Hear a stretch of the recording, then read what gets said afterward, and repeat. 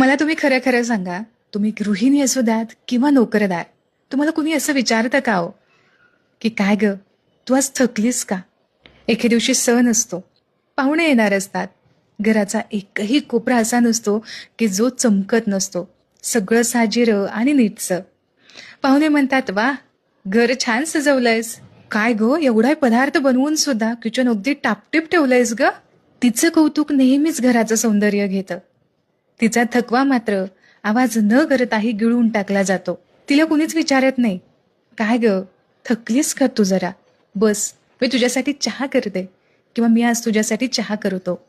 गृहिणीला कधी असते सुट्टी? रविवार असो किंवा सोमवार असो, तिला कधीच सुट्टी नसते. तिचं ऑफिस म्हणजेच स्वयंपाकघर, संपूनही न संपणारं. तिची तक्रार फक्त मनातच असते आणि उत्तर फक्त हसू. ती हसते कारण तिला माहित आहे कौतुक घराचं होतंय, पण श्रम तिचे होते. तिचा थकवा, तिचं झिजणं, तिचं गिळून टाकलेला आजारपण, हे सगळं बिनशब्द स्वीकारलेलं. तिच्या कामाचं वजन कोणालाच दिसत नाही, कारण तिच्या हसण्यात ती सगळी झीज लपवते. पण हो, कधीतरी कोणीतरी विचारावं, तू आता थकलीस का? सण येतात जातात, पाहुणे येतात जातात, पण तिचा थकवा मात्र नजरेआड राहतो. यावेळी घर सुंदर दिसलं तर तिला एक कप गरम चहा द्या.